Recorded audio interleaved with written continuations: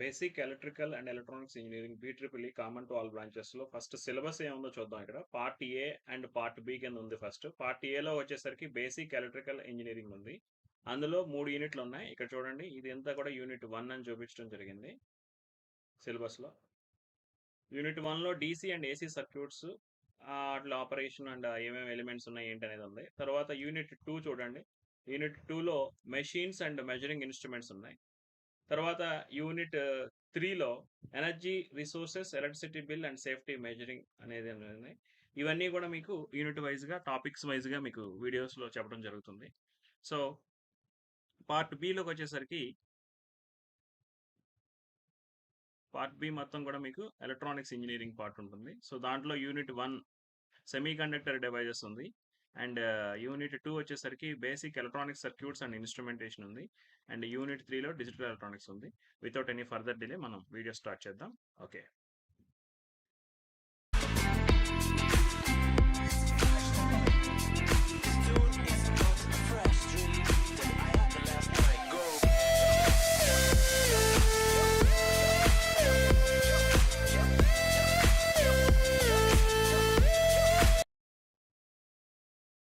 Hi, hello అందరికీ.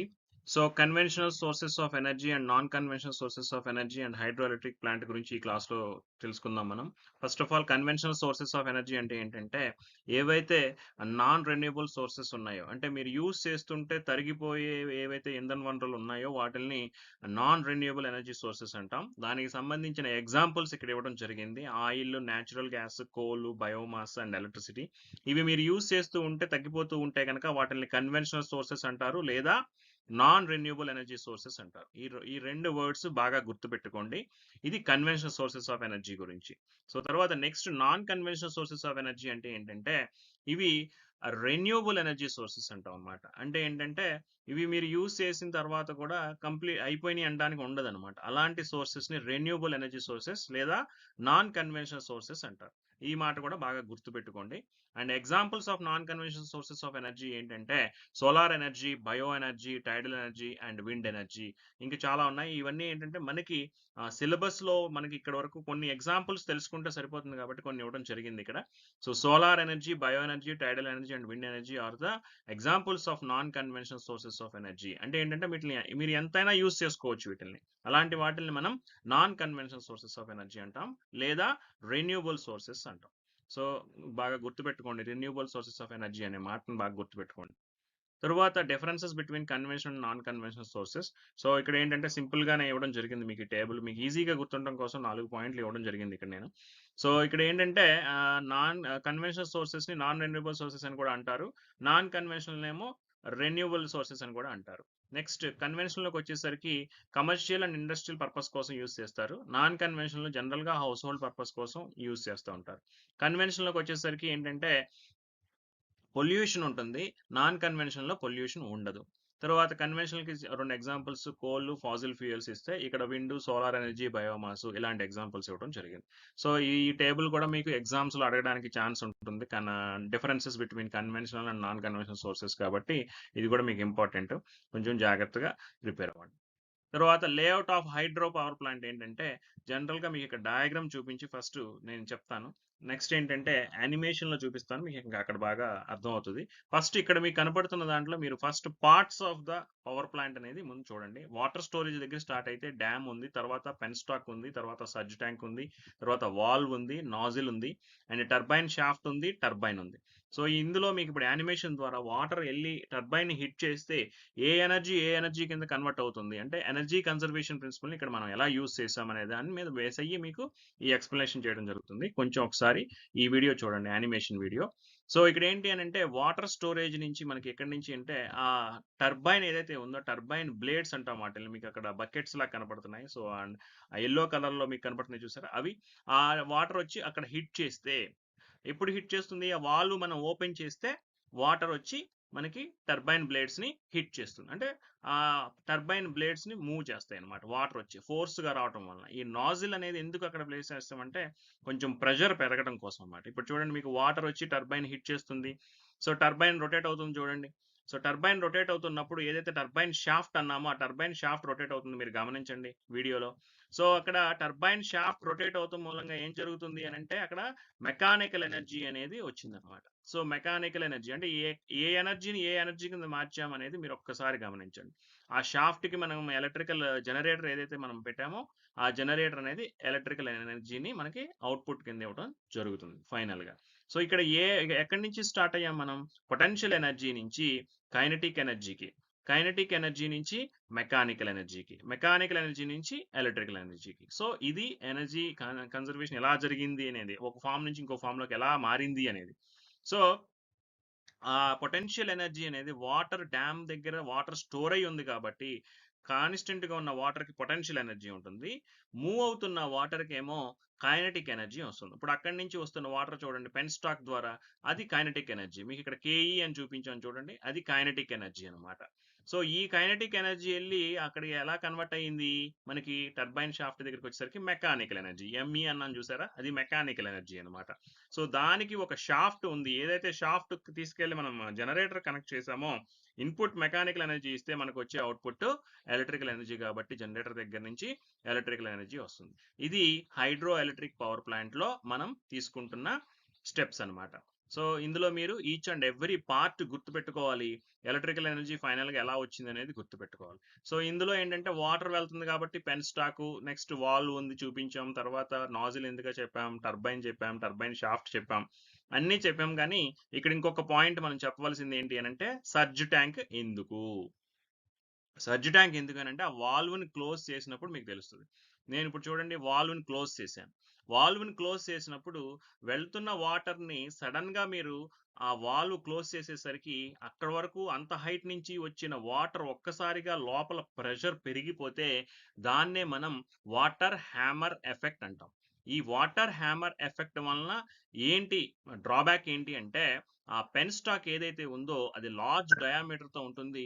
ఆ diameter తో ఉన్నప్పుడు వాటర్ హ్యామర్ ఎఫెక్ట్, ఇప్పుడు మనం ఏదైతే ఏరియా చూపిస్తున్నామో ఆ ఏరియాలో వాటర్ హ్యామర్ ఎఫెక్ట్ వచ్చినప్పుడు ఏంటంటే ఆ పెన్ స్టాక్ ఏదైతే పైప్ లైన్ ఉందో అది ఆ పైప్ లైన్ అనేది డ్యామేజ్ అయ్యే ఛాన్స్ ఉంది కాబట్టి దాన్ని అవాయిడ్ చేయడం కోసం ఇక్కడ సర్జ్ ట్యాంక్ అనేది ప్లేస్ చేయడం జరిగింది. ఇప్పుడు చూడండి అక్కడ వచ్చిన ప్రెషర్ వలన వాటర్, ఇప్పుడు నేను యారో మార్క్ చూపిస్తున్నాను మీకు, ఆ వాటరు ఆ సర్జ్ ట్యాంక్ లోకి ప్రెషర్ వలన సర్జ్ ట్యాంక్ లోకి వెళ్తాం మూలంగా ఇక్కడ పెన్ స్టాక్ లో ఏదైతే క్రియేట్ అయిన ప్రెషర్ ఉంటుందో ఆ ప్రెషర్ అనేది తగ్గిపోతుంది అనమాట. దాని వలన పెన్ స్టాక్ అనేది సేఫ్ గా ఉంటుంది అనమాట. ఇది major explanation of hydro electric plant లో సర్జ్ ట్యాంక్ అనేది చాలా చాలా important. Each and every part important. So ఈ ఇండివిజువల్ గా ఎవ్రీ పార్ట్ ఏ పని చేస్తుంది అనేది మనం ఒక పవర్ ప్లాంట్ కి సంబంధించి తెలుసుకునేటప్పుడు ఫస్ట్ డయాగ్రామ్ నేర్చుకోవాలి and each and every part గురించి తెలుసుకోవాలన్నమాట. ఇది about hydro electric power plant working అనమాట. Next advantages of hydro electric power plant. ఇక్కడ అడ్వాంటేజెస్ లో మేజర్ అడ్వాంటేజ్ ఏంటంటే అడిషనల్ గా మనకి ఏ రకమైన ఫ్యూయల్ అవసరం లేదు. No fuel is required as potential energy stored water is used for electricity generation. Dam లో ఉన్న వాటర్ వచ్చి టర్బైన్ బ్లేడ్స్ ని తిప్పగలిగితే చాలన్నమాట. కాబట్టి ఫ్యూయల్ సపరేట్ గా ఫ్యూయల్ ఏమి మనం యూజ్ చేయట్లేదు ఫస్ట్. నెక్స్ట్ పాయింట్ ఏంటి, neat and clean source of energy. మీకు ఇక్కడ హైడ్రో ఎలక్ట్రిక్ ప్లాంట్ నుంచి ఏ రకమైన పొల్యూషన్ రాదు కాబట్టి neat and clean source of energy అని చెప్పడం జరిగింది. తర్వాత very small running charges as water is available free of cost. ఇక్కడ ఫ్యూయల్ కాస్ట్ ఏమి ఉండదు కాబట్టి వాటర్ ఫ్రీగానే దొరుకుతుంది కాబట్టి మనకి రన్నింగ్ చార్జెస్ ఏమి ఉండవు. రన్నింగ్ చార్జెస్ అంటే ఏంటంటే మీకు ఇక్కడ పవర్ ప్లాంట్ గురించి చెప్పినప్పుడు ఎప్పుడైనా సరే ఫిక్స్డ్ కాస్ట్, రన్నింగ్ కాస్ట్ అని రెండు ఉంటాయి అనమాట. ఫిక్స్డ్ కాస్ట్ అంటే ఇనీషియల్ గా కన్స్ట్రక్షన్ కాస్ట్, లేకపోతే ఇనీషియల్ గా మెషినరీ ఏదైనా యూజ్ చేస్తే ఆ కాస్ట్, అన్నిటిని కూడా ఫిక్స్డ్ కాస్ట్ కింద చెప్తాం. శాలరీస్ ఇవ్వటం కానీ, లేకపోతే మెయింటెనెన్స్ కానీ, ఎక్విప్మెంట్ మెయింటెనెన్స్ కానీ, ఇంకా అదర్ మెయింటెనెన్స్ కానీ ఏదైనా ఉంటే వాటిని రన్నింగ్ ఛార్జెస్ అంటాం. ఇక్కడ ఏంటంటే రన్నింగ్ ఛార్జెస్ తక్కువ. ఎందుకనంటే ఫ్యూయల్ కాస్ట్ అనేది మేజర్ గా ఫ్యూయల్ కాస్ట్ ఎక్కువ ఉంటుంది కాబట్టి, ఫ్యూయల్ కాస్ట్ ఇక్కడ లేదు కాబట్టి వాటర్ ఫ్రీగానే దొరుకుతుంది కాబట్టి very small running charges as water is available free of cost అనమాట. నెక్స్ట్ వచ్చేసరికి comparatively less maintenance is required and has longer life. మిగతా వాటితో కంపేర్ చేస్తే మెయింటెనెన్స్ తక్కువే మనకి అవసరం అవుతుంది అనమాట. ఇదిగోండి ఈ point, comparatively less maintenance is required and has longer life. So తర్వాత ఏంటంటే serves other purposes to such as irrigation. So other purposes to అంటే ఇంకా వేరే పర్పసెస్ కూడా ఉన్నాయి ఏంటంటే ఇరిగేషన్ అంటే వ్యవసాయం. సో అగ్రికల్చరల్ కానీ ఇంకా వేరే ఏదైనా కానీ వాటర్ కనుక కావాల్సి వస్తే కనుక మనం ఇరిగేషన్ పర్పస్ కూడా ఇవ్వచ్చు. Reliability of hydro electric power plant is more. Reliability ఎక్కువ when compare to other power plants అనమాట. నెక్స్ట్ ఏంటి, ఇట్ హ్యాస్ లాంగర్ లైఫ్. చాలా ఎక్కువ సంవత్సరాల పాటు పవర్ని మనం జనరేట్ చేసుకోవచ్చు అండ్ వాటర్ని స్టోర్ చేసుకోవచ్చు డ్యామ్స్లో. కాబట్టి ఇది ఒక అడ్వాంటేజ్ కింద చెప్పుకోవచ్చు. Next, less man power is required for operation of plant. దీని పవర్ ప్లాంట్కి హైడ్రో ఎలక్ట్రిక్ ప్లాంట్కి ఎక్కువ మ్యాన్ పవర్ రిక్వైర్మెంట్ అనేది లేదనమాట. నెక్స్ట్ ఏంటంటే డిసడ్వాంటేజెస్. సో డిసడ్వాంటేజెస్ చూడండి. Disadvantages of hydro electric power plant ఏంటంటే very high capital cost due to construction of dam. ఇందాక చెప్పాను కదా మీకు ఫిక్స్డ్ కాస్ట్ అని. సో ఇనీషియల్గా కన్స్ట్రక్షన్ చేసేటప్పుడు జరిగేది ఏదైతే ఉందో అది మనకి కన్స్ట్రక్షన్ ఆఫ్ డ్యామ్ అనేది మనకి కాస్ట్ ఇనీషియల్గా చాలా ఎక్కువ అవసరం అవుతుంది అనమాట. అందుకనే జనరల్గా గవర్నమెంట్సే మీకు హైడ్రో ఎలక్ట్రిక్ ప్లాంట్స్ని కన్స్ట్రక్షన్ చేయడం జరుగుతుంది. ప్రైవేటు కంపెనీస్ పవర్ ప్లాంట్ని హైడ్రో ఎలక్ట్రిక్ ప్లాంట్ని కన్స్ట్రక్షన్ చేయడం చాలా తక్కువ ఉంటాయి అన్నమాట. నెక్స్ట్ ఏంటంటే high cost of transmission as hydro plants are located in hilly areas which are quite away from the consumers. ఇది ఎందుకనంటే హిల్ ఏరియాస్లో కనుక కన్స్ట్రక్షన్ చేస్తే అది డెఫినెట్గా పాపులేటెడ్ ఏరియా, ఎవరైతే కన్స్యూమర్స్ ఉంటారో వాళ్ళకి దూరంగానే ఉంటాయి కాబట్టి ట్రాన్స్మిషన్ కాస్ట్ మనకి పెరుగుతుంది. ఇప్పుడు మనకు డౌట్ రావచ్చు, ట్రాన్స్మిషన్ కాస్ట్ పెరిగినా సరే హైడ్రో ప్లాంట్స్ని ఎందుకు మనం కన్స్ట్రక్షన్ చేసుకుంటున్నాము అంటే ఇక్కడ ఏంటంటే జనరేషన్ దగ్గర ఎఫిషియన్సీ అనేది ఎక్కువ మిగతా పవర్ ప్లాంట్లతో కంపేర్ చేస్తే. హైడ్రో పవర్ ప్లాంట్కి ఎఫిషియన్సీ ఎక్కువ కాబట్టి ఇక్కడ ట్రాన్స్మిషన్ కాస్ట్లో ఏదైతే కొంచెం మీరు లాస్ అని ఫీల్ అవుతారో దాన్ని అక్కడ జనరేషన్ కాస్ట్లో మనం దాన్ని కాంపన్సేట్ చేయొచ్చు. కాబట్టి హైడ్రో ఎలక్ట్రిక్ ప్లాంట్ కన్జ్యూమర్స్కి దూరంగా ఉన్నా సరే హైడ్రో ఎలక్ట్రిక్ ప్లాంట్స్ ని యూజ్ చేయడం జరుగుతుంది. Next, total power developed depends on water availability. This means it is dependent on rainfall which is difficult అనమాట. సో రెయిన్ఫాల్ మీద డిపెండ్ అయ్యి వర్షాధారంగా కనుక వాటర్ అవైలబిలిటీ ఉంటేనే మనం జనరేట్ చేయగలం అనే పొజిషన్ కనుక ఉంటే డెఫినెట్గా అది ఒక టఫ్ కండిషన్ అవుతుందన్నమాట. అబండెంట్గా వాటర్ ఎన్ని కావాలంటే అన్ని వాటర్ ఇన్ఫ్లో కనుక ఉంటే డ్యామ్కి మనం దాన్ని పవర్ ప్లాంట్ని ప్రాపర్గా మనం యూస్ చేసుకోవచ్చు, జనరేట్ చేసుకోవచ్చు. అట్ ద సేమ్ టైం ఇరిగేషన్కి ఇవ్వచ్చు అని చెప్పాం కదా, డౌన్ స్ట్రీమ్లో వచ్చిన వాటర్ని. అలా అడ్వాంటేజెస్ అవుతుంది. వాటర్ కనుక సఫిషియెంట్గా లేకపోతే కేవలం రెయిన్ఫాల్ మీదే కనుక డిపెండ్ అయ్యి ఉండాలంటే మాత్రం అది చాలా టఫ్ కండిషన్ కింద చెప్పుకోవచ్చు. ఆ టఫ్ కండిషన్స్లో పవర్ జనరేట్ చేయడం మీకు కష్టం అవుతుంది.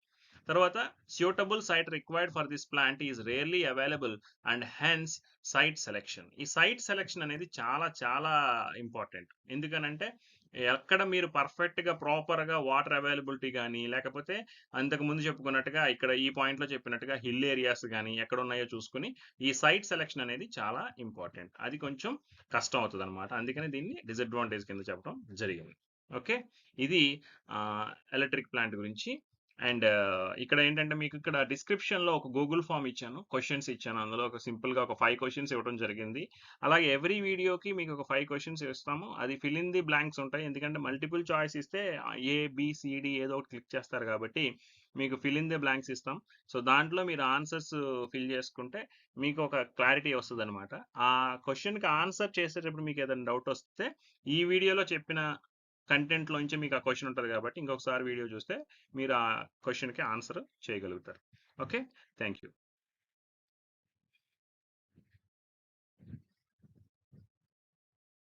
హాయ్, హలో అందరికీ. మనం ఈ క్లాస్లో న్యూక్లియర్ పవర్ ప్లాంట్ గురించి తెలుసుకుందాం. మీకు స్క్రీన్ మీద కనపడుతుంది diagram, nuclear power plant layout. ఇందులో ఏమేం పార్ట్స్ ఉన్నాయి and each and every part గురించి మనం ఎక్స్ప్లెయిన్ చేసుకుందాం ఈ క్లాస్లో. ఓకే, స్టార్ట్ చేద్దాం.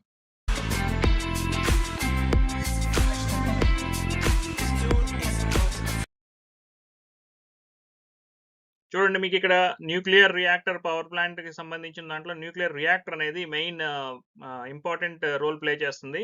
సో ముందుగా మనం దీంట్లో ఫ్యూయల్ ఏం యూస్ చేస్తామనేది తెలుసుకుందాం. ఇక్కడ యురేనియం అండ్ థోరియం ఫ్యూయల్స్ని మనం జనరల్గా యూస్ చేస్తాం న్యూక్లియర్ రియాక్టర్కి సంబంధించి. అండ్ రియాక్టర్ కోర్ అనేది ఎలా ఉంటుంది అని అంటే సిలిండ్రికల్ షేప్. మీకు ఇక్కడ కనపడుతుంది సిలిండ్రికల్ షేప్. సో ఇది ఈ పార్ట్ సిలిండ్రికల్ షేప్ అనమాట.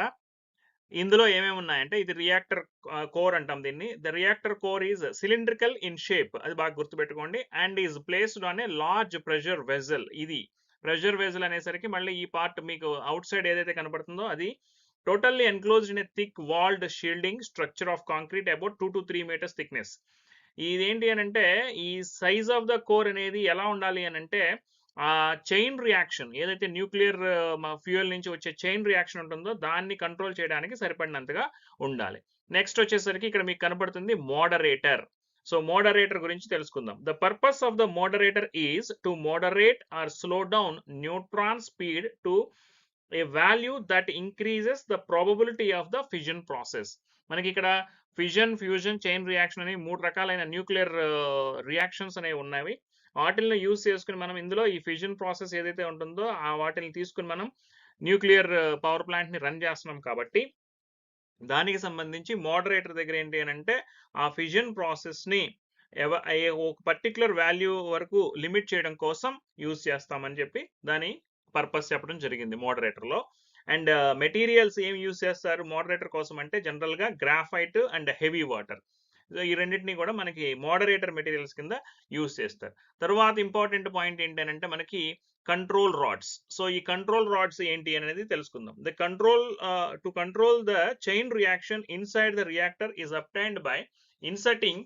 అక్కడ ఏంటి అని అంటే కంట్రోల్ రాడ్స్ ఆ రియాక్టర్ కోర్ లో పెట్టడం మూలంగా మనం ఆ చైన్ రియాక్షన్ ని మనం కంట్రోల్ చేయగలుగుతాం అనమాట. దీనికి ఏ మెటీరియల్స్ యూజ్ చేస్తామంటే కాడ్మియం కానీ బోరాన్ కానీ యూజ్ చేస్తాం. కారణం ఏంటి అని అంటే అవి స్ట్రాంగ్ న్యూట్రాన్ అబ్జార్బర్స్ అనమాట ఆ మెటీరియల్స్, అందుకనే మనం ఆ కాడ్మియం ఆర్ బోరాన్ ని మనం యూజ్ చేస్తాం. తరువాత మీకు ఇక్కడ ఇంకొకటి ఏముంది, ఫ్యూయల్ రాడ్. సో ఈ ఫ్యూయల్ రాడ్ ఏంటంటే the purpose of the fuel rod is to keep the fuel in a well defined geometry and to provide the first barrier separating the fission products అనమాట. So అంటే ఏంటంటే చూడండి మీరు గమనిస్తే moderator కిను control rods ఏవైతే మాట్లాడుతున్నారో ఆ మధ్యలో ఉన్న వాటిల్లో ఫ్యూయల్ రాడ్స్ ని ఇన్సర్ట్ చేయడం జరిగింది. అది ఒక బ్యారియర్ లాగా సపరేట్ చేయడం కోసం యూజ్ చేస్తారనమాట. ఇంకా తర్వాత మెయిన్ ఇంకా చాలా ఇంపార్టెంట్ ఏంటి అని అంటే హీట్ ఎక్స్చేంజర్. సో ఈ హీట్ ఎక్స్చేంజర్స్ ఏంటి అని అంటే in the nuclear power plants heat exchangers are used to pass the heat from primary system to the secondary system producing steam from water in the process. మీరు ఇక్కడ గమనించండి heat exchanger అనేది ఇది. So ఈ heat exchanger లోకి ఏం జరిగింది అని అంటే ఇక్కడ ఒక పైప్ లైన్ ద్వారా యూజ్ చేసినప్పుడు మీరు వాటర్ ని స్టీమ్ కింద కన్వర్ట్ చేసి స్టీమ్ టర్బైన్ వైపుకి పంపించడం జరుగుతుంది. ఇక్కడ ప్రైమరీ సిస్టమ్ అంటే ఎవరు, ఈ సిస్టమ్ ఇటు సైడ్ ఉన్నది. సెకండరీ సిస్టమ్ ఎవరు, ఇది. సో చూడండి ఇక్కడ రియాక్టర్ ప్లాంట్ ఏదైతే ఉందో ఇది ప్రైమరీ సిస్టమ్ కింద తీసుకుంటాం. స్టీమ్ ప్లాంట్ అంటే ఈ పార్ట్ అన్నమాట. దీన్ని మనం సెకండరీ సిస్టమ్ కింద తీసుకుంటాం. సో ప్రైమరీ సిస్టమ్ నుంచి సెకండరీ సిస్టమ్ కి హీట్ ని లేదా స్టీమ్ ని పర్ఫెక్ట్ గా పంపించడం కోసం యూజ్ చేసేది హీట్ ఎక్స్చేంజర్స్ అన్నమాట. తర్వాత మీకు ఇక్కడ ఇంకొక ఇంపార్టెంట్ పాయింట్ ఏంటి అని అంటే కండెన్సర్స్.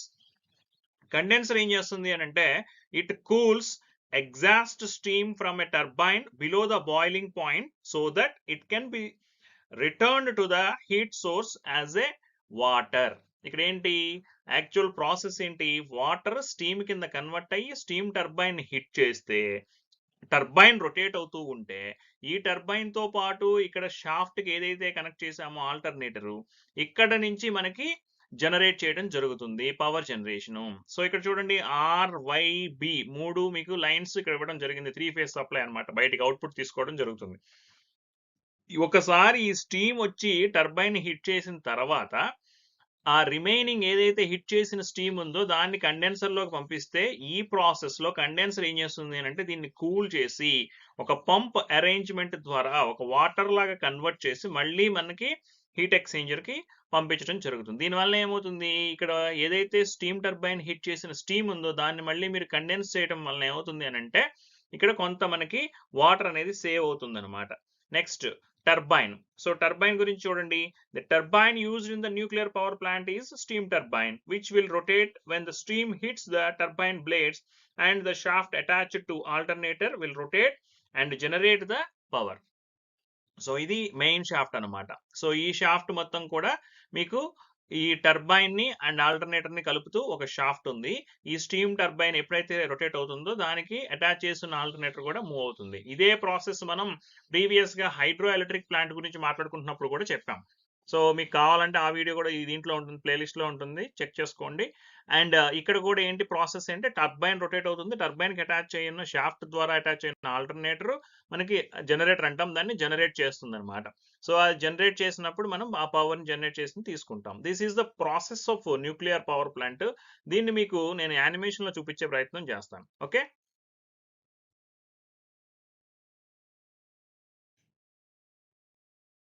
చూడండి, ఇది మీకు యానిమేషన్ లో చూపిస్తాను. నేను ఒకసారి ఎలాగ ఇది స్టీమ్ ఎలా వస్తుంది అనేది మీకు చూపిస్తాను. ఒకసారి గమనించండి. మీరు కొంచెం జాగ్రత్తగా చూస్తే మీకు చాలా ఈజీగా అర్థం అవుతుంది ప్రాసెస్.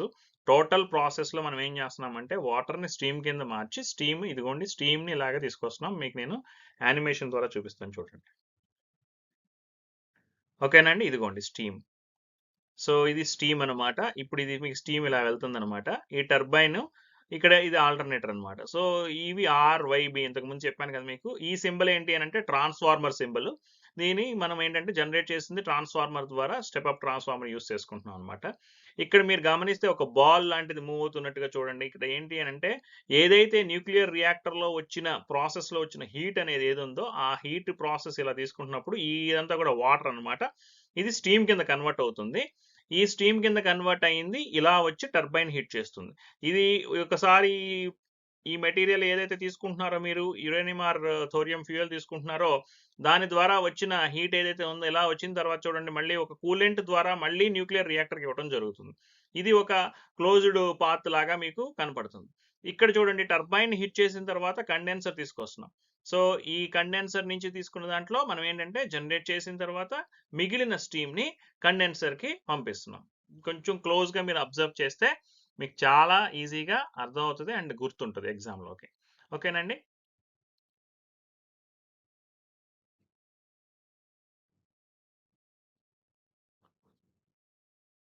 ఇది ప్రాసెస్ అండి న్యూక్లియర్ పవర్ ప్లాంట్ లో.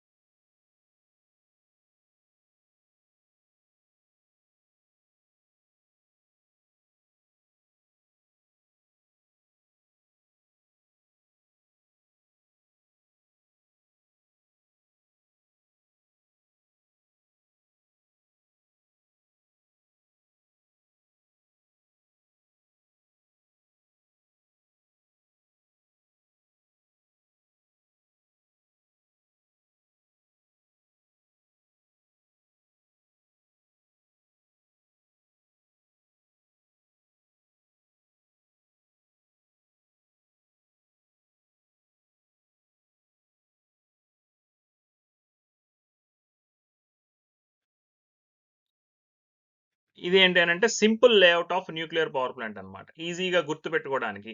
ఎందుకు అంటే ఎగ్జామ్ లో కొంచెం ఈజీగా గుర్తు పెట్టుకోవాలి. ఆ డయాగ్రామ్ ఏదన్నా మీరు మర్చిపోతే పరిస్థితి ఏంటి అని అంటే ఇది సింపుల్ గా బ్లాక్ డయాగ్రామ్ లాగా మీకు చూపించాను అనమాట. న్యూక్లియర్ రియాక్టర్, తర్వాత హీట్ ఎక్స్చేంజర్, తర్వాత main valve, steam turbine hit చేయటం, అక్కడి నుంచి ఆల్టర్నేటర్ కి, అక్కడి నుంచి ఫైనల్ గా ఎలక్ట్రికల్ అవుట్పుట్ రావటం.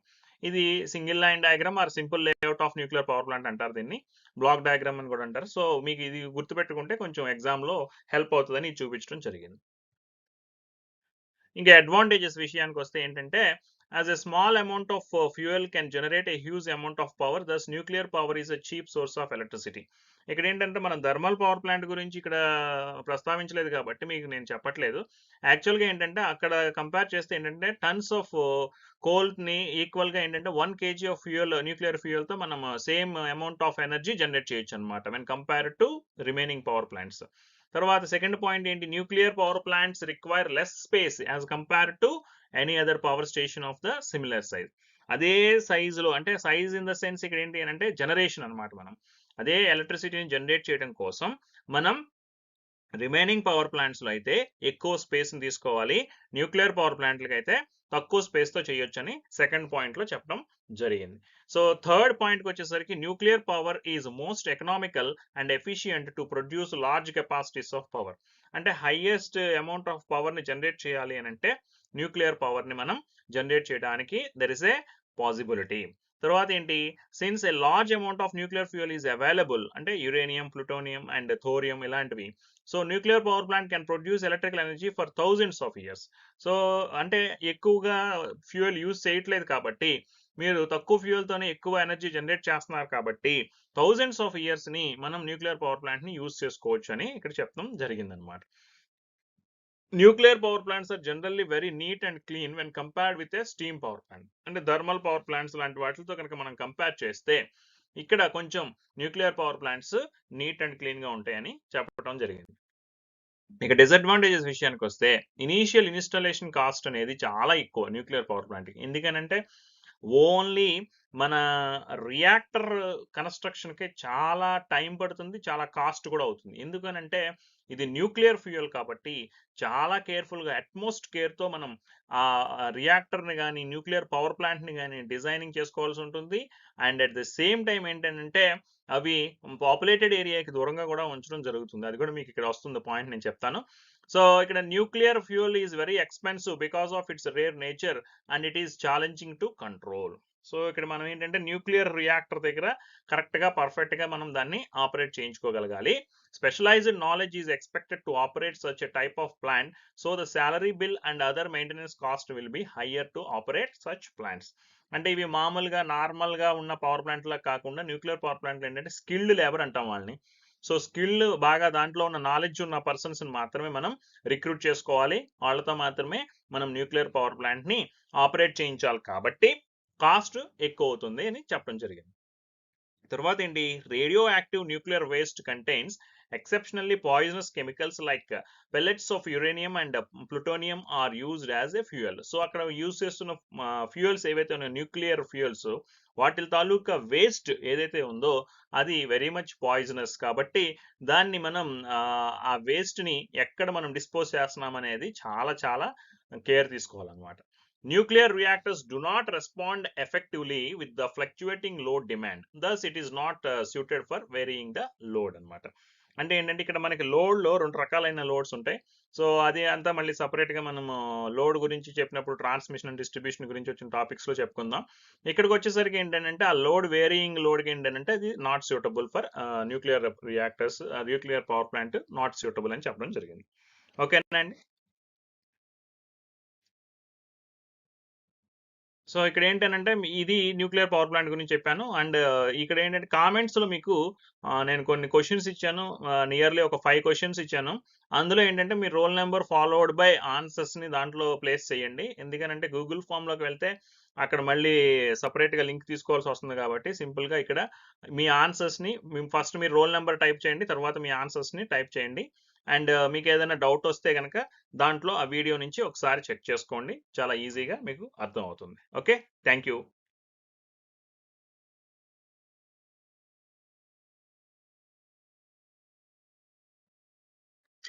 హాయ్, హలో అందరికీ. ఈరోజు క్లాస్లో మనం సోలార్ పవర్ ప్లాంట్ గురించి తెలుసుకుందాం. సోలార్ పవర్ ప్లాంట్లో ఏమేమి పార్ట్స్ ఉన్నాయి అండ్ ఎలా పనిచేస్తుంది, సోలార్ ఎనర్జీ అనేది మనం ఎలా జనరేట్ చేస్తున్నాం అనేది తెలుసుకుందాం. ఓకే, వీడియో స్టార్ట్ చేద్దాం.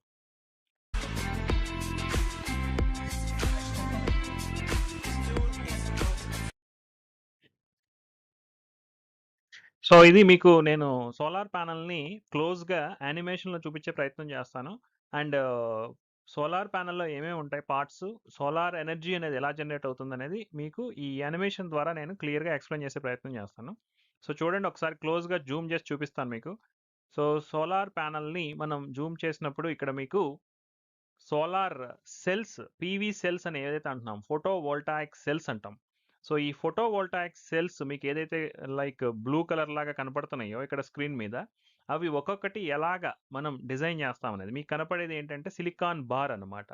సో ఈ సిలికాన్ బార్ ఎక్కడి నుంచి వస్తుంది, ఎలా మ్యానుఫ్యాక్చరింగ్ చేస్తాము అని అంటే మనకి శాండ్, క్వార్జ్ అండ్ రాక్ మెటీరియల్స్తో మనం ఈ సిలికాన్ మెటీరియల్ని తీసుకుని దాన్ని మనం ఒకే బార్ లాగా కాకుండా స్లైస్ లాగా చేస్తాం. చూడండి, స్లైస్ చేద్దాం ఇప్పుడు. సో ఒక్కొక్క స్లైస్ ఏదైతే అది ఉందో 1 mm థిక్నెస్ అరౌండ్ ఉంటుంది అది. సో, ఆ 1 mm థిక్‌నెస్ ఇప్పుడు ఇదేదైతే ఉందో దీన్ని మనం ఒక సెల్ అంటామనమాట. పీవీ సెల్ అంటాం యాక్చువల్‌గా. కానీ ఏంటంటే ఒరిజినల్‌గా ఇది ఫోటోవోల్టాయిక్ సెల్ లాగా వెంటనే జనరేట్ చేసేలాగా అది రెడీ అవ్వదు. ఇది ఇప్పుడు ఫోటోవోల్టాయిక్ సెల్ రెడీ అవుతుంది. ఏంటి దానికి దీనికి డిఫరెన్స్ ఏంటంటే ఆ పైన మీకు లేయర్ లాగా ఏదైతే కనపడుతుందో అది యాంటీ రిఫ్లెక్షన్ లేయర్ అనమాట. అంటే చూడండి మీకు యెల్లో కలర్‌లో కనపడుతుంది. ఎంతైతే సోలార్ ఎనర్జీ పైన ఫార్మ్ అవుతుందో అది మొత్తం అంతా కూడా రిఫ్లెక్ట్ అవ్వకుండా యాంటీ రిఫ్లెక్షన్ లేయర్ అనమాట. బ్లూ కలర్‌లో కనబడుతుంది. కిందున్న 2 మెటీరియల్స్ ఏంటంటే N type layer and P type layer అనమాట. అంటే ఒక పీఎన్ జంక్షన్‌ని మనం ఫార్మ్ చేస్తున్నాం. ఈ సోలార్ సెల్‌లో ఏం జరుగుతుంది? కింద పీఎన్ జంక్షన్ ఫార్మ్ అయింది. అక్కడ పైనున్నది యాంటీ రిఫ్లెక్షన్ లేయర్. బాగా గుర్తుపెట్టుకోండి. ఇది సిలికాన్ మెటీరియల్ యొక్క అటామిక్ స్ట్రక్చర్‌ని మీకు ఎక్స్‌ప్లెయిన్ చేస్తాను. సిలికాన్ ఇక్కడ ఏంటి అంటే ఆ అటామిక్ స్ట్రక్చర్‌లో చూస్తే ఔటర్ మోస్ట్ ఆర్బిటాల్ అక్కడ మీకు 4 ఎలక్ట్రాన్స్ ఏవైతే ఉంటున్నాయో ఆ ప్లేస్‌లో మనం బోరాన్‌ని తీసుకొచ్చి ప్లేస్ చేసినప్పుడు ఏమవుతుంది చూడండి. బాండింగ్‌లో ఒక హోల్ అనేది ఉంది. అంటే 3 ఔటర్ మోస్ట్ ఆర్బిటాల్ అక్కడ 3 ఎలక్ట్రాన్స్ ఉన్నాయి. ఒకటి ఫ్రీ హోల్ అనేది ఉంది. ఈ ప్లేస్‌లో మనం గనక సిలికాన్ బదులు బోరాన్ బదులు అక్కడ ఫాస్ఫరస్ పెడితే ఇక్కడ మీరు గమనిస్తే ఒకటి ఎక్స్ట్రా ఎలక్ట్రాన్ ఏదైతే మీకు బ్లింకింగ్‌లో అక్కడ కనపడుతుందో ఎక్స్ట్రా ఎలక్ట్రాన్ అన్నమాట. అంటే ఈ రెండిటి మెటీరియల్స్ కాంబినేషన్‌లో మీరు అబ్జర్వ్ చేసిందేంటంటే, బోరాన్ అండ్ ఫాస్ఫరస్‌లో ఒక చోట హోలు అండ్ ఒక చోట ఎక్స్‌ట్రా ఎలక్ట్రాన్ ఉండడం జరిగింది. దీనివలన ఏమవుతుంది అనంటే, బాండింగ్‌లోకి వెళ్ళిన తర్వాత సరౌండింగ్ సిలికాన్ మెటీరియల్స్‌లో బాండింగ్‌లోకి వెళ్ళిన తర్వాత, మనకి అక్కడ ఆ ఫార్మేషన్ అనేది అంటే ఫ్రీ హోల్స్, ఫ్రీ ఎలక్ట్రాన్స్. ఇక్కడ చూడండి లేయర్స్ లాగా మీకు చూపించినప్పుడు N type layer, P type layer మధ్యలో డిఫ్యూజన్ అంటాం. సో, డిఫ్యూజన్ లేయర్ ఏదైతే ఉందో అక్కడి నుంచి N type and P type materials నుంచి హోల్స్ అండ్ ఎలక్ట్రాన్స్ ట్రావెల్ చేయడం అనేది మనం చూస్తాం అనమాట. చూడండి పైనుంచి ఎన్ టైప్ మెటీరియల్ నుంచి అండ్ ఎలక్ట్రాన్స్ అండ్ ఇక్కడ పీ టైప్ మెటీరియల్ నుంచి హోల్స్ ట్రావెల్ చేసినప్పుడు ఆ డిఫ్యూజన్ లేయర్ ఏదైతే ఉందో ఇప్పుడు చూడండి సోలార్ ఎనర్జీ మీకు ఆ దా ప్లేట్ మీద ఏదైతే సోలార్ సెల్ మీద మీకు పెనిట్రేట్ అవుతుందో దాని వలన ఫోటాన్స్ వలన ఫ్రీ ఎలక్ట్రాన్స్ మూవ్మెంట్ అంటే అటామిక్ స్ట్రక్చర్తో సంబంధం లేకుండా ఇప్పుడు చూడండి మీకు అక్కడ ఫోటాన్స్ మూవ్మెంట్ వైట్ కలర్లో సన్ రేస్ నుంచి ఏదైతే వస్తుందో ఫోటాన్స్ మూవ్మెంట్ వాటి వలన చూడండి ఇప్పుడు ఎలక్ట్రాన్స్ మూవ్మెంట్ ఆ స్ట్రక్చర్ మొత్తంలోనూ ఫ్రీ ఎలక్ట్రాన్స్ మూవ్మెంట్ అనేది జరిగినందువలన ఎలక్ట్రిసిటీ అనేది పాస్ అవుతుంది.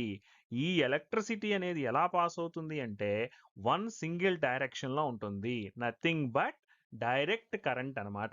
డీసీ కరెంట్ అనమాట అక్కడ మనకి జనరేట్ అయ్యేది.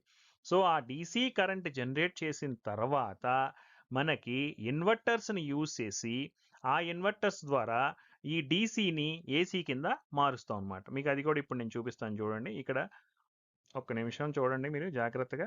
ఆ కరెంట్ డైరెక్షన్ మూవ్ అయిన తర్వాత మనం ఇదిగోండి మీకు ఇక్కడ ఆ ఇన్వర్టర్ సెక్షన్స్ మీకు ఇక్కడ చూపిస్తున్నాం.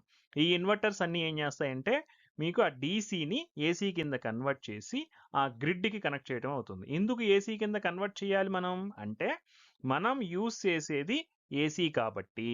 ఇది సోలార్ ప్యానల్ యొక్క వర్కింగ్. సోలార్ పవర్ ప్లాంట్ మొత్తానికి ఉపయోగపడేది ఏంటి అని అంటే ఈ సోలార్ ప్యానల్స్ మీద డిపెండ్ అయ్యేంత కాబట్టి సోలార్ ప్యానల్ గురించి చెప్పాం. అక్కడి నుంచి ప్రీవియస్ పవర్ ప్లాంట్లో చెప్పినట్లుగా జనరేట్ అయిన పవర్ని తీసుకువెళ్ళి ఆ ఇన్వర్టర్ దగ్గర డీసీని ఏసీ కింద మార్చిన తర్వాత తీసుకెళ్లి గ్రిడ్కి కనెక్ట్ చేస్తే త్రూ ట్రాన్స్ఫార్మర్స్ స్టెప్ అప్ చేసి గ్రిడ్కి కనెక్ట్ చేస్తే మిగతా పవర్ ప్లాంట్ లాగానే గ్రిడ్కి మనం సప్లై చేసినట్టు అవుతుంది. This is the major explanation part about solar power plant. Okay, ఇక్కడ సోలార్ పవర్ ప్లాంట్ లేఅవుట్ చూపించడం జరిగింది. ఇంకా అడ్వాంటేజెస్ అండ్ డిసడ్వాంటేజెస్ విషయానికి వస్తే ఫస్ట్ అడ్వాంటేజెస్ చూద్దాం. Solar energy can reduce your home's electricity bill. So electricity bill తగ్గుతుంది డెఫినెట్గా. Solar panels have low maintenance cost తక్కువ. Solar energy can generate electricity in any climate. So solar ఎనర్జీకి ఏంటంటే ఒక light energy అనేది వస్తే సరిపోతుంది కాబట్టి ఆ లైట్ ఎనర్జీ సోలార్ సన్ నుంచి వచ్చే ఏదైతే ఆ ఎనర్జీ ఉందో ఆ ఎనర్జీ ద్వారా ఫోటాన్స్ ఎప్పుడైతే వెళ్ళినాయో సోలార్ సెల్ మీదకి అక్కడ ఆటోమేటిక్గా ఎలక్ట్రిసిటీ అనేది జనరేట్ అవుతుంది కాబట్టి ఏ క్లైమేట్ కండిషన్లో అయినా సరే మనం జనరేట్ చేయొచ్చు. కాకపోతే ఏంటంటే క్లైమేటిక్ కండిషన్స్ నుంచి ఎఫిషియన్సీ వేరే అవుతూ ఉంటుంది. Solar energy is a renewable energy source and reduces carbon emissions. అంటే పొల్యూషన్ ఫ్రీ అనమాట. ఏ పొల్యూషన్ ఉండదు సోలార్ ఎనర్జీ యూస్ చేస్తే. ఎందుకంటే మనకి చక్కగా న్యాచురల్గా మనకి సూర్యరశ్మి అంటే సోలార్ ఎనర్జీ అనేది సన్ నుంచి వచ్చే న్యాచురల్ ఎనర్జీ కాబట్టి దీనివల్ల అసలు ఎటువంటి పొల్యూషన్ ఉండదు అనమాట. అది ఒక major advantage solar power plant నుంచి. Solar power can get you money back through solar renewable energy credits. ఇప్పుడు నవే డేస్ ప్రెసెంట్ ట్రెండ్లో మనకి సెంట్రల్ గవర్నమెంట్ నుంచి కొన్ని ఫండ్స్ కూడా ఇస్తున్నారండి. సోలార్ పవర్ ప్లాంట్ మన ఇంటి పైన కనుక పెట్టుకుంటే మనమే మన ఇంటికి కావాల్సిన సోలార్ ఎనర్జీ యూజ్ చేసుకుంటూ అండ్ మనమే ట్రాన్స్మిషన్ వాళ్ళకి ఎదురు మనం ఇవ్వచ్చు అనమాట. మనం అలా ఇచ్చిన ఎనర్జీకి వాళ్ళు మనకి అమౌంట్ కూడా పే చేస్తారనమాట. అది రానున్న రోజుల్లో బాగా పాపులర్ అవబోతుంది. Next, homes with solar panels install can improve home value. So అక్కడ ఏంటి అని అంటే వాళ్ళు చెప్పేది ఏంటంటే ఇప్పుడు నవే డేస్ కన్స్ట్రక్షన్ జరుగుతున్న వాటిల్లో పైన సోలార్ ప్యానల్స్ ఇంక్లూడ్ చేసినప్పుడు ఆ వాల్యూషన్ పెరుగుతుందని చెప్తున్నారు అనమాట. ఇక డిసడ్వాంటేజెస్ విషయానికి వస్తే the high initial cost of installing panels. ఈ ప్యానల్స్ని ఇన్స్టాల్ చేసేటప్పుడు ఇనీషియల్గా ఉండే కాస్ట్ అనేది ఎక్కువ ఉంటుందన్నమాట. తర్వాత solar energy storage is expensive. Store చేయడం ఎక్స్పెన్సివ్ అండి. జనరేట్ చేసిన దాన్ని యూజ్ చేసుకోవచ్చు కానీ స్టోర్ చేయడం అనేది కొంచెం ఎక్స్పెన్సివ్ అనమాట. Solar does not work for every roof type. అంటే ప్రతి రూఫ్ మీద సెట్ చేయడానికి పాసిబిలిటీ ఉండకపోవచ్చు. అంటే ప్రాపర్గా ఎరెక్షన్ అనేది మనకి సోలార్ ప్యానల్స్కి అవసరం అవుతుందన్నమాట. Solar panels are dependent on sunlight. So కేవలం సన్లైట్ మీదే డిపెండ్ అయి చేస్తాం కాబట్టి అది ఒక డిసడ్వాంటేజ్ కింద చెప్పారనమాట. సో మీకు ఇక్కడ ఇంకేంటంటే ఇది సోలార్ పవర్ ప్లాంట్ యొక్క వర్కింగ్.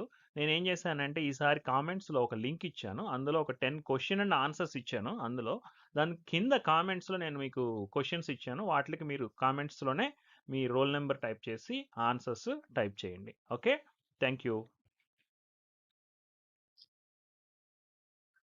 హాయ్ హలో అందరికీ. ఇవాళ క్లాస్లో మనం విండ్ పవర్ ప్లాంట్ వర్కింగ్ గురించి నేర్చుకుందాం. So wind power plant wind నుంచి ఎలక్ట్రిసిటీ ఎలా జనరేట్ చేస్తాం అనేది క్లియర్ కట్గా మనం ఈచ్ అండ్ ఎవ్రీ పార్ట్ గురించి ఎక్స్ప్లెనేషన్ ఈ వీడియోలో చూద్దాం. ఓకే,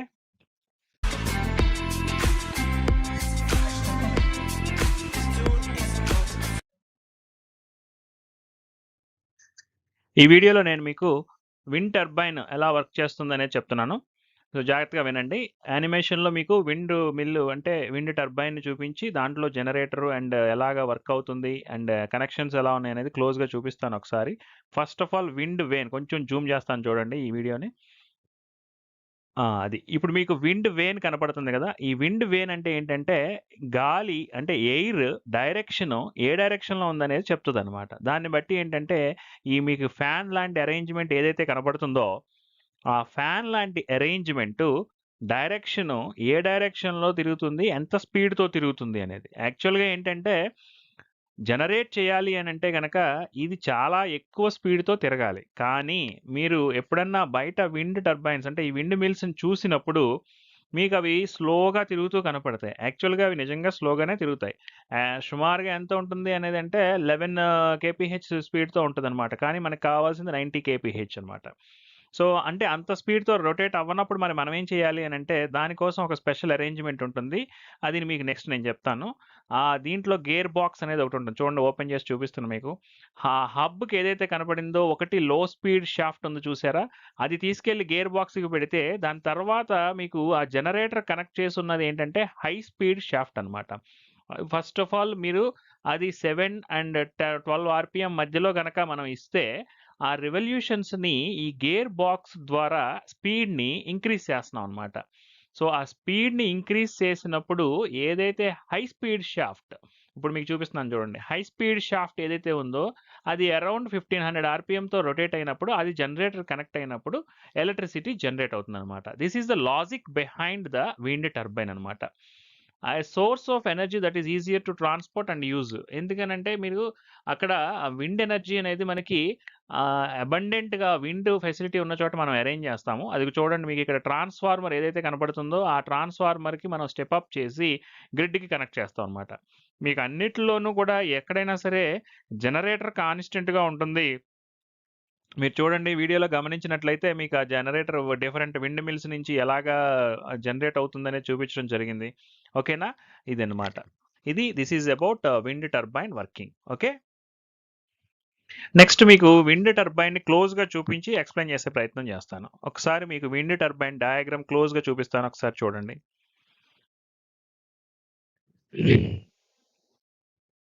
సో దీంట్లో ఇక్కడ మీకు కనపడే part, each and every part గురించి మనం మాట్లాడుకుందాం. సో ఇక్కడ ఏమేమి ఉన్నాయి మీకు చూడండి.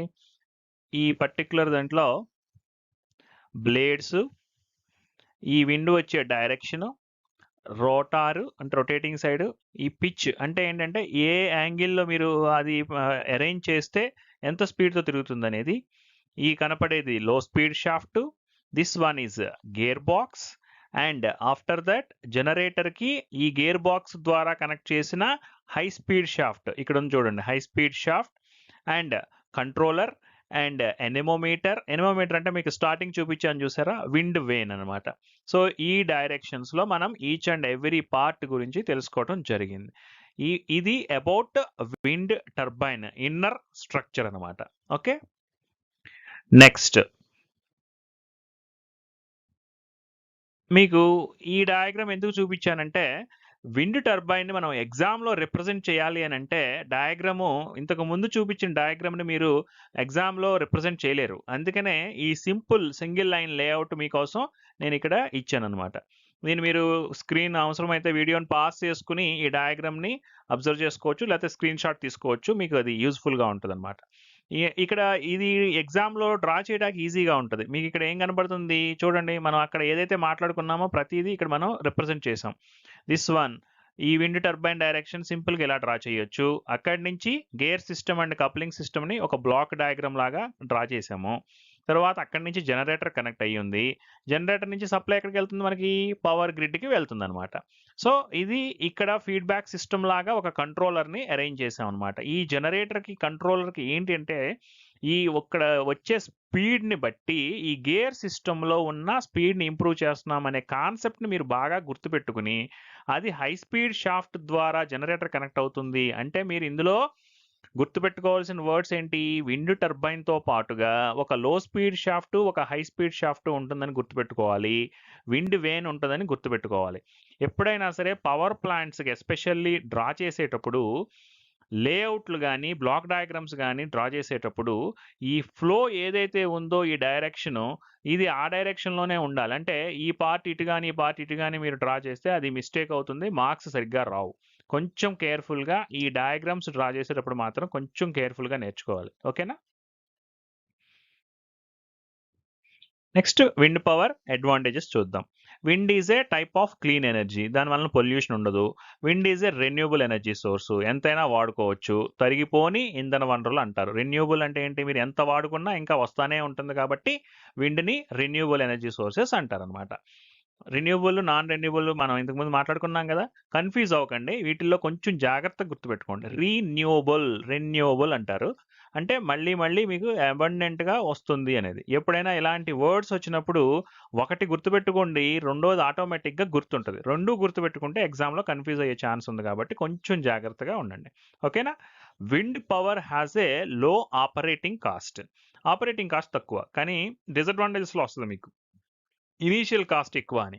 Okay, wind turbine saves space అన్నారు. యాక్చువల్గా ఏంటంటే విండ్ టర్బైన్ ఇదే డిసడ్వాంటేజెస్లో మళ్ళీ స్పేస్ ఎక్కువ ఆక్యుపై చేస్తుంది. అంటే మీరు అక్కడ డిఫరెంట్ ఏరియాస్లో ల్యాండ్ ఎక్కువ యూజ్ అవుతుంది అనేది కూడా చెప్తాం డ్రాబ్యాక్స్లో, అది కూడా చూద్దరు కానీ మీరు. Wind power generation promotes domestic economic growth.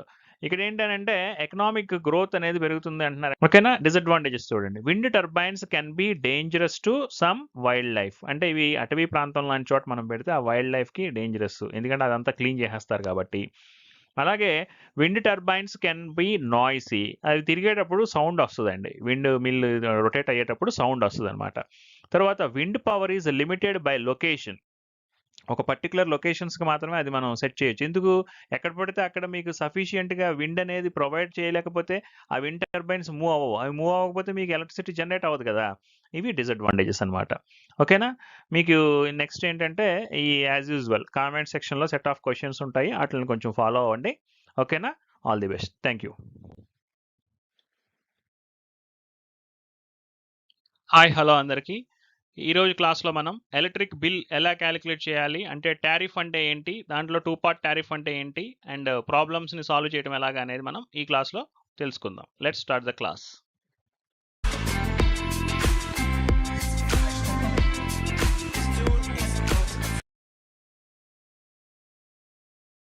Okay, bill calculate చేసే ముందు యూనిట్ అంటే ఏంటి? A unit is represented in KWH or kilo watt hour. ఇందులో మనం ఏంటంటే ఎలక్ట్రిసిటీ ఆర్ ఎనర్జీ యూజ్డ్ అనేది ఎలాగ రిప్రజెంటేషన్ ఉంటుంది అంటే కేడబ్ల్యూహెచ్లో రిప్రజెంటేషన్ ఉంటుంది. మీరు గనక ఒక 1000 వాట్స్ అంటే 1 కిలో వాట్ అనమాట. 1000 వాట్స్ అంటే 1 కిలో వాట్.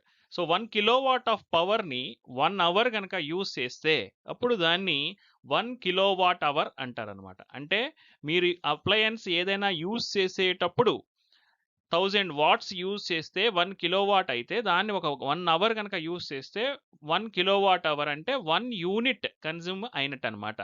సో దీన్ని మనం టారిఫ్ అంటే ఏంటి? టారిఫ్ అంటే నథింగ్ బట్ బిల్ అనమాట. టారిఫ్ని ఎలా డిఫైన్ చేస్తాం?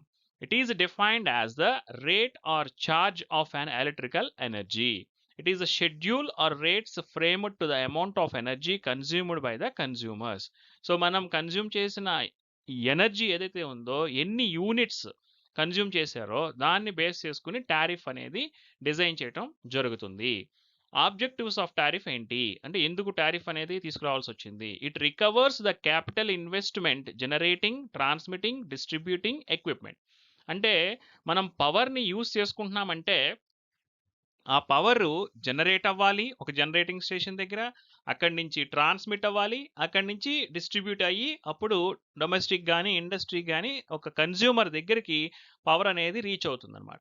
సో వీటిలన్నిటికీ జరిగిన ఖర్చు పెట్టిన డబ్బులు ఏవైతే ఉన్నాయో ఆ ఖర్చుని మనం రికవరీ చేయడం కోసం టారిఫ్ అనేది డిజైన్ చేయడం జరిగిందనమాట. It recovers the operating cost, supplying and maintenance cost. So first of all erection cost. ఇప్పుడు ఏంటంటే రెగ్యులర్గా ఆపరేటింగ్ కాస్ట్లోకి ఏమేమి వస్తాయి?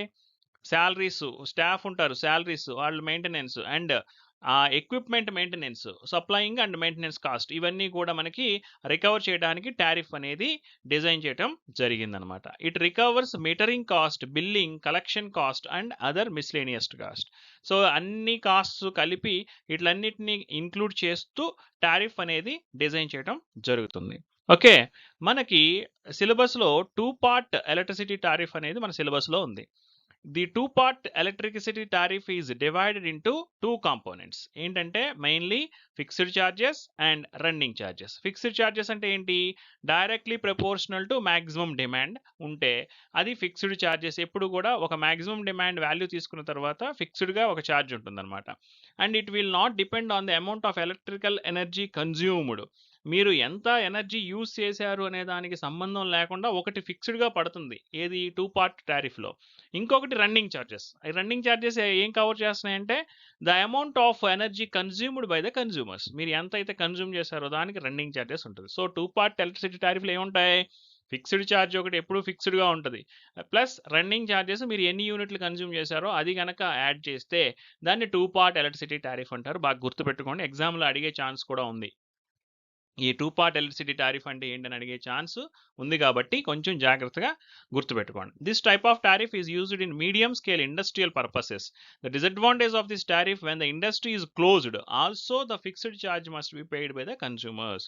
సో మీరు అసలు ఏమి 0 యూనిట్స్ కన్జ్యూమ్ చేసినా కూడా రన్నింగ్ ఛార్జెస్ 0 అవుతుంది తప్ప ఫిక్స్డ్ ఛార్జెస్ అనేవి ఫిక్స్డ్గానే ఉంటుంది. కాబట్టి ఒక ఇండస్ట్రీస్కి యూజ్ చేసినప్పుడు ఆ ఇండస్ట్రీ క్లోజ్ చేసినా సరే బిల్లు పే చేస్తూ ఉండాలన్నమాట. అది ఇక్కడ డ్రాబ్యాక్ అనమాట. ఓకేనా? This is about 2 part electricity tariff.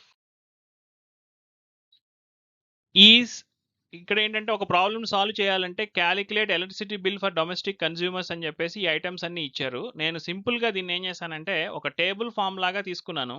ఈ టేబుల్ ఫామ్ కనుక మీరు గుర్తుపెట్టుకోగలిగితే ఎంత పెద్ద ప్రాబ్లం ఇచ్చినా సరే సాల్వ్ చేయడం చాలా ఈజీగా చేసేయచ్చు అనమాట. సో దాంట్లో ఈ టేబుల్లో మీరు ఏం చేస్తారంటే serial number and appliance number, each wattage, number of hours, total watt hours ఇలా గుర్తుపెట్టుకోండి. ఫస్ట్ చూడండి, ఇక్కడ మనకి 4 ల్యాంప్స్ అన్నాడు అంటే ఇక్కడ ల్యాంప్స్ అని రాసుకోండి. 2000 వాట్స్ ఇమ్మర్షన్ హీటర్ అన్నాడు, ఇమ్మర్షన్ హీటర్. 3 ఫ్యాన్స్ అన్నాడు, ఫ్యాన్స్. ఎలక్ట్రిక్ ఐరన్ అన్నాడు, ఎలక్ట్రిక్ ఐరన్. ఇప్పుడు నెంబర్ ఎన్ అనేది వేసుకోండి. 4 ల్యాంప్స్ అన్నాడు కాబట్టి ఇక్కడ 4, ఇమ్మర్షన్ హీటర్ అనేది ఎన్ని అనేది చెప్పలేదు కాబట్టి ఒక హీటర్ కింద తీసుకున్నాం. ఇమ్మర్షన్ హీటర్ అని చెప్పాడు కాబట్టి ఒకటే అనమాట. 3 ఫ్యాన్స్ అన్నారు ఇక్కడ. సో ఫ్యాన్స్ దగ్గర 3 అన్నాం. 2000 వాట్స్ ఎలక్ట్రికల్ ఐరన్ అన్నాడు. ఎలక్ట్రికల్ ఐరన్ 1 అనమాట. సో ఇక్కడికి నెంబర్ అయిపోయింది. ఇప్పుడు ఈచ్ ఐటమ్కి వాటేజ్ ఎంత, ల్యాంప్స్ వాటేజ్ ఎంత ఇచ్చాడు, 100 వాట్స్. ఇక్కడ 100 వాట్స్ పెట్టుకోండి. తరువాత ఇమ్మర్షన్ హీటర్కి 2000 వాట్స్, ఇక్కడ 2000 వాట్స్ పెట్టండి. 3 ఫ్యాన్స్ ఒక్కొక్కటి 60 వాట్స్, 60 వాట్స్ పెట్టండి. ఇక్కడ ఎలక్ట్రికల్ ఐరన్ 2000 వాట్స్, 2000 వాట్స్. ఇప్పుడు ఒక్కొక్క అప్లయన్స్ రోజుకి ఎన్ని గంటలు వర్క్ చేస్తుంది అనేది చూడండి. 4 lamps of 100 watts each used for 6 hours a day, 6 hours a day.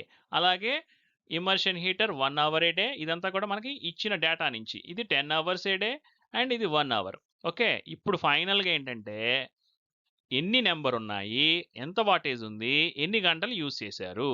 So ఈ మూడింటిని మల్టిప్లై చేసేస్తే 4 ఇంటూ, చూడండి జాగ్రత్తగా గమనించండి కొంచెం, 4 ఇంటూ 100 ఇంటూ 6, 4 ఇంటూ 100 ఇంటూ 6, అలాగే 1 into 2000 into 1, okay, 3 into 60 into 10, 1 into 2000 into 1. So ఈ టోటల్గా వచ్చింది ఏంటంటే మీకు నెంబరు ఈచ్ వాటేజ్ అవర్స్, అంటే మీకు వాట్ అవర్స్ వచ్చిందనమాట. ఇది watt hours, watt hours, watt hours, watt hours వచ్చినాయన్నీ కూడా వాట్ అవర్స్. ఇట్లన్నిటిని యాడ్ చేశాను చూడండి. ఇక్కడ total watt hours per day 2400 plus 2000 plus 1800 plus 2000, టోటల్గా 8200 వాట్ అవర్స్ వచ్చింది. ఓకేనా. ఇప్పుడు total kilo watt hours per day కావాలంటే వచ్చిన వాట్ అవర్స్ని డివైడెడ్ బై 1000 చేస్తే మీకు వచ్చింది kilo watt hours per day. కొంచెం జాగ్రత్తగా గుర్తుపెట్టుకోండి, పర్ డే, ఒక రోజుకి ఇది మనం క్యాలిక్యులేట్ చేస్తుంది ముందు. 8200 by 1000 is equal to 8.2 kilo watt hours per day అనమాట. కానీ మనకి ఇక్కడ ఏమన్నాడు, calculate electricity bill of domestic consumers as per the electricity tariff for the month of 30 days. So for the month of 30 days కావాలన్నాడు. కాబట్టి మనకు ఒక డేకి వచ్చింది కాబట్టి 30 డేస్ అంటే into 30, total kilo watt hours per month. So 8.2 into 30, 246 kWh per month.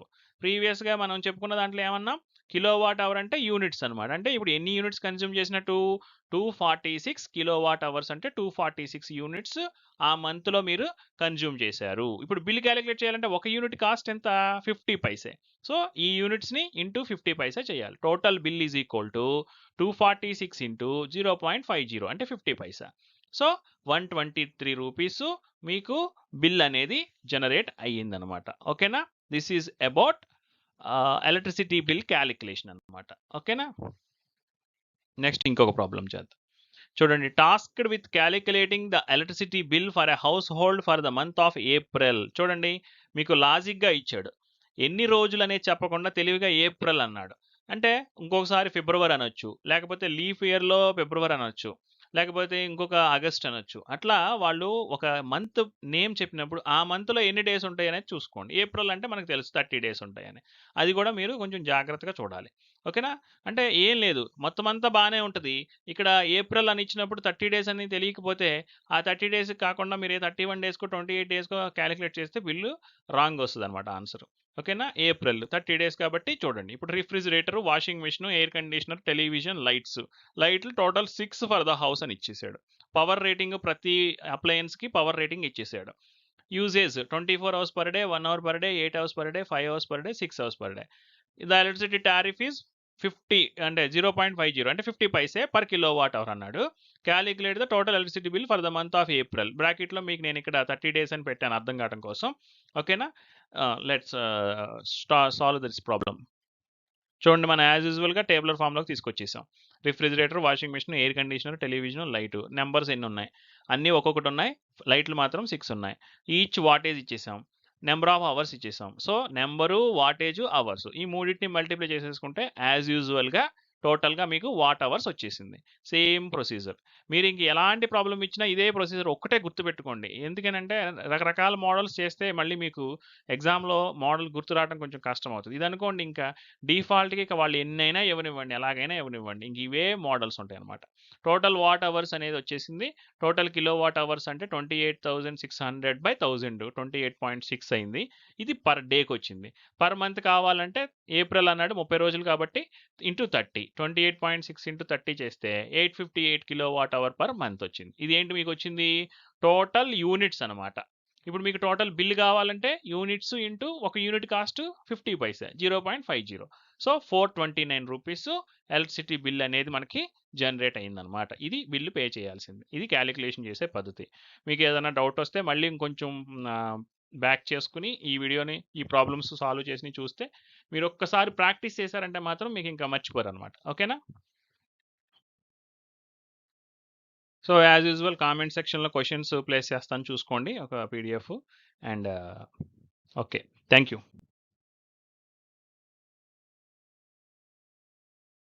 Hi, hello అందరికీ. ఈ క్లాస్లో మనం ఎలక్ట్రికల్ సేఫ్టీ మెజర్స్ గురించి తెలుసుకుందాం. Okay, let's start the class.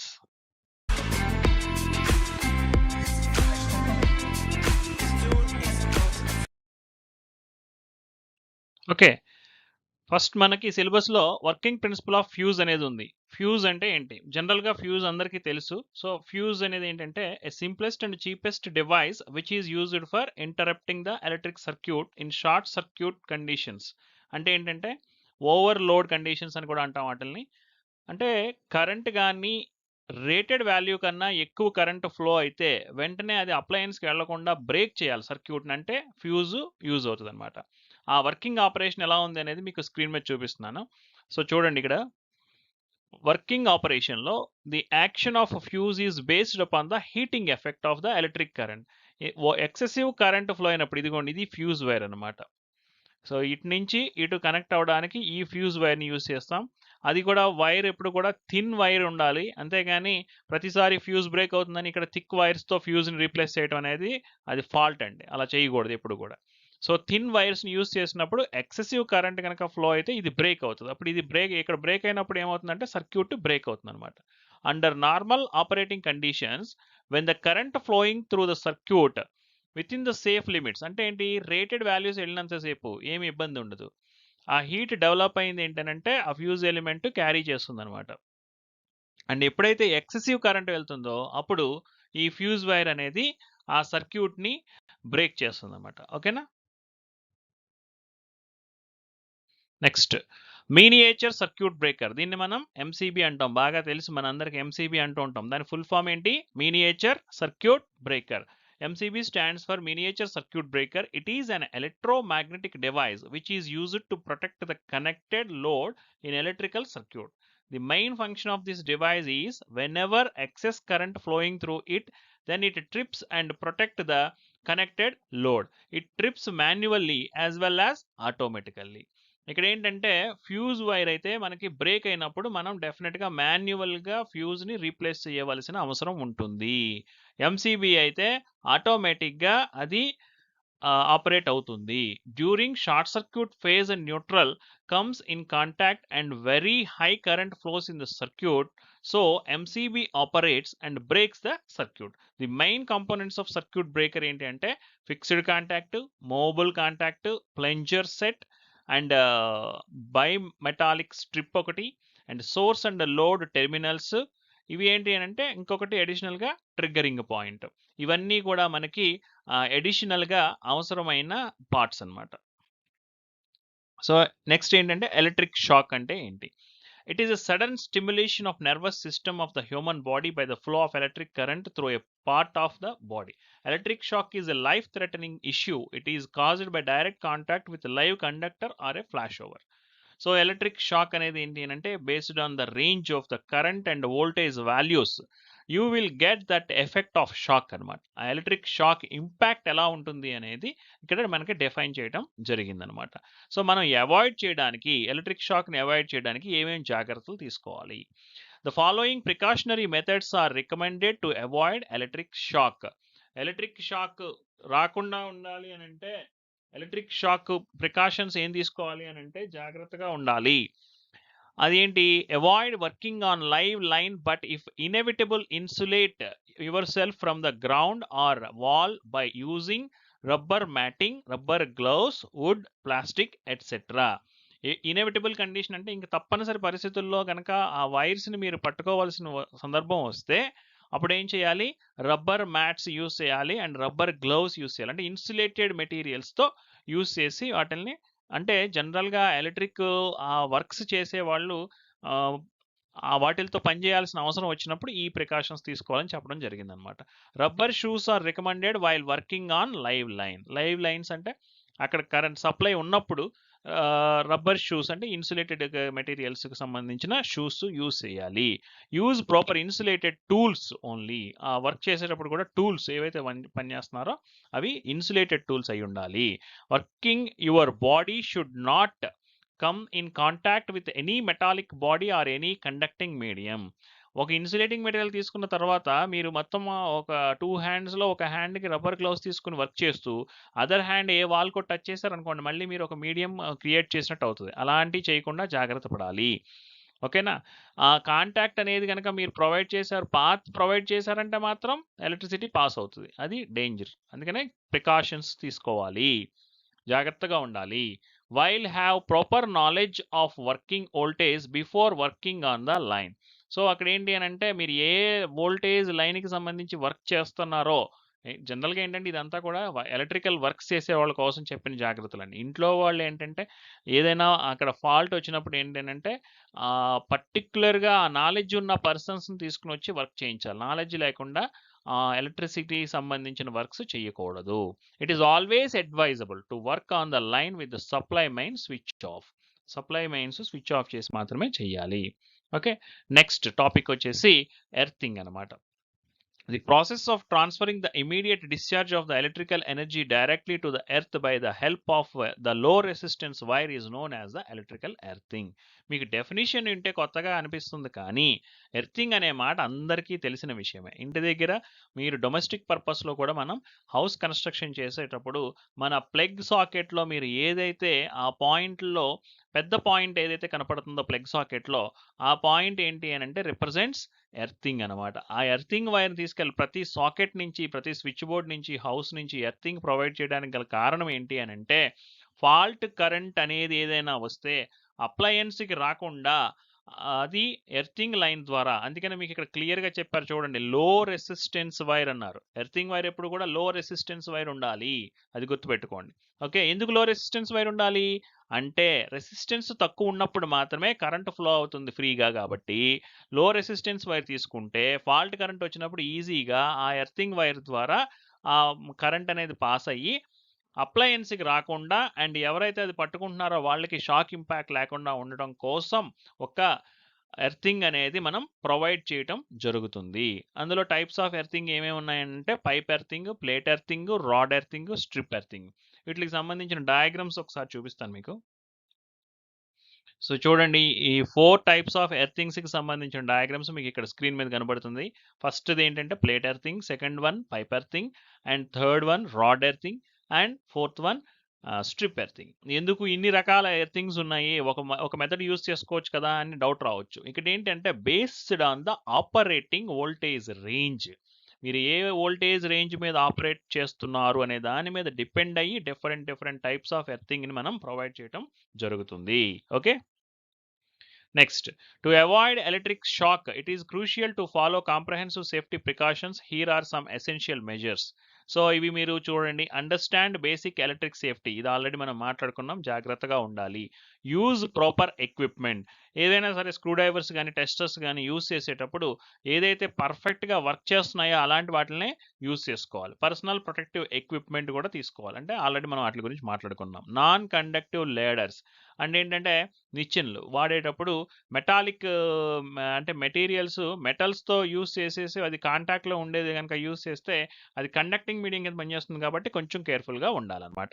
Okay. Work in safe conditions అంటే ఏంటంటే డ్రై ఎన్విరాన్మెంట్, ప్రాపర్గా లైటింగ్ ఉన్న చోట పనిచేయటం, అండ్ మెటల్కి సంబంధించిన జ్యువెలరీస్ అంటే ఏంటంటే ఏదన్నా గోల్డ్ కానీ ఇంకా సిల్వర్ కానీ అలాంటివి మనం rings, bracelets and other metal jewellery కనుక అవి వేర్ చేస్తే ఏమవుతుంది అని అంటే అది ఒక కండక్టర్ మెటీరియల్ లాగా పనిచేస్తుంది, కాబట్టి కొంచెం కేర్ఫుల్గా ఉండాలి ఎలక్ట్రికల్కి సంబంధించిన వర్క్ చేసేటప్పుడు. అలాగే ఇంకా రిమైనింగ్ ఎక్విప్మెంట్ కూడా ఏంటంటే ప్రాపర్గా ఉన్న ఎక్విప్మెంట్స్ని యూస్ చేసుకోవాలి. Follow proper procedures, turn off power, ఏదైనా పని వర్క్ చేసేటప్పుడు ఎలక్ట్రిసిటీకి సంబంధించిన వర్క్ చేసేటప్పుడు ముందు పవర్ ఆఫ్ చేసి అప్పుడు దాని మీద వర్క్ చేయాలి. యూజ్ ఎ టెస్టర్, ఎప్పటికప్పుడు టెస్టర్ యూజ్ చేసుకుని చెక్ చేసుకుంటూ ఉండాలి ఫేజ్ న్యూట్రల్లో అక్కడ సప్లై ఏమైనా వస్తుందా ఏంటి అనేది. సో ఇలాంటి కూడా మనం ప్రికాషన్స్ తీసుకోవాలన్నమాట. ఓకేనా. Next regular maintenance and inspection. ఏదైనా సరే ఎలక్ట్రికల్ ఎక్విప్మెంట్స్ కానీ లేకపోతే ఇంకో అప్లయన్సెస్ కానీ ఏమైనా సరే యూస్ చేసేటప్పుడు జనరల్గా ఏమవుతుంది అంటే వేర్ అండ్ టేర్ లాసెస్ అనేవి ఉంటాయి కాబట్టి దానివల్ల ఏంటంటే కొన్ని వైర్స్ కానీ ఏదన్నా షార్ట్ సర్క్యూట్ అయ్యే ప్రాబ్లమ్స్ ఉంటాయి కాబట్టి కొంచెం జాగ్రత్తగా ఉండాలి. అలాగే గ్రౌండ్ ఫాల్ట్ సర్క్యూట్ ఇంటరప్టర్స్ అంటారు, జిఎఫ్సిఐస్ అంటారు జనరల్గా. అవి కూడా మనం చెక్ చేసుకోవాలి. ఎందుకనంటే అవి ఒక పర్టికులర్ ఏరియాలో మనం ప్రొవైడ్ చేసినప్పుడు ఏంటంటే అవి ఎప్పటికప్పుడే రెగ్యులర్ చెకప్స్ అనేవి చేసుకుంటూ ఉండాలి. అవేర్నెస్ అండ్ ట్రైనింగ్, ఎడ్యుకేట్ చేయాలి. అంటే ఎలా ప్రతి ఒక్కరికి కూడా ఆ వర్క్ ఏదైతే చేస్తున్నారో ఎలక్ట్రికల్ వర్క్లోకి వెళ్తున్నారో దానికి సంబంధించిన పూర్తి ట్రైనింగ్ అనేది ఇవ్వాలి. ఎలక్ట్రికల్ సేఫ్టీ మెజర్స్ చెప్పాలి. అండ్ ఇంకా ఎమర్జెన్సీ ప్రొసీజర్స్ ఏంటంటే know the location of circuit breakers and how to turn off the power in case of ఎమర్జెన్సీలో ఎప్పటికప్పుడే ఎలాగ ఆఫ్ చేయాలనేది కూడా చెక్ చేసుకోగలగాలి. ఫస్ట్ ఎయిడ్ బాక్స్ అనేవి ఎప్పుడు కూడా రెడీగా ఉండాలన్నమాట. ఓకేనా. అండ్ ఇంక్లూడింగ్ సిపిఆర్ కూడా తెలిసి ఉండాలి. అవాయిడ్ ఓవర్లోడింగ్ సర్క్యూట్స్, ఓవర్గా లోడ్ చేయడం కానీ లేకపోతే థెఫ్టింగ్లు జరుగుతుంటాయి కొన్ని చోట్ల, అలాంటివి కానీ అవాయిడ్ చేయాలి. Use grounding and bonding. Okay. Be cautious with electrical appliances, professional help తీసుకోవాలి. అండ్ ఇవి మనకి ఎలక్ట్రికల్ సేఫ్టీ మెజర్స్ అనమాట. విత్ దిస్ థర్డ్ యూనిట్కి సంబంధించిన టోటల్ సిలబస్ మనం కవర్ చేసినట్టు అయింది. కొంచెం జాగ్రత్తగా ఫాలో అయ్యి గుర్తుపెట్టుకోండి. ఎగ్జామ్లో అడిగినప్పుడు రాయగలిగే విధంగా గుర్తుపెట్టుకోండి. వీడియోస్ అన్నీ కూడా తక్కువ టైంతో చేయడానికి గల కారణం ఏంటి అని అంటే గంటలు వీడియోస్ చేస్తే 1 అవర్ ఒకేసారి 1 అవర్ కంటిన్యూషన్ వీడియో చూడాలి అని అంటే మీరు చూసి గుర్తుపెట్టుకోవడం కష్టం అవుతుంది. కాబట్టి షార్ట్ స్పాన్లో 10 to 20 మినిట్స్ లోపలే అన్నీ కూడా బిలో 20 మినిట్స్ డ్యూరేషన్లోనే చేశాను. 20 కూడా కాదు, ఆల్మోస్ట్ 15 మినిట్స్ డ్యూరేషన్ కన్నా తక్కువలోనే నేను వీడియోస్ మేకింగ్ చేస్తున్నాను. కాబట్టి జాగ్రత్తగా ప్రతి వీడియో చూడండి. ఇప్పుడు వరకు చేసిన ఈ వీడియోస్తో మీకు ఈ ప్లేలిస్ట్ మనం ఏదైతే తీసుకున్నామో ఆ ప్లేలిస్ట్లో యూనిట్ 1, యూనిట్ 3 అని ప్లేస్ చేస్తాను. వాటిని ఫాలో అవుతూ మీరు జాగ్రత్తగా సిలబస్ ప్రకారం అన్ని టాపిక్స్ కవర్ అవుతాయి. కాబట్టి మీకు it will be more helpful for your R23 regulation examinations. Okay, thank you very much.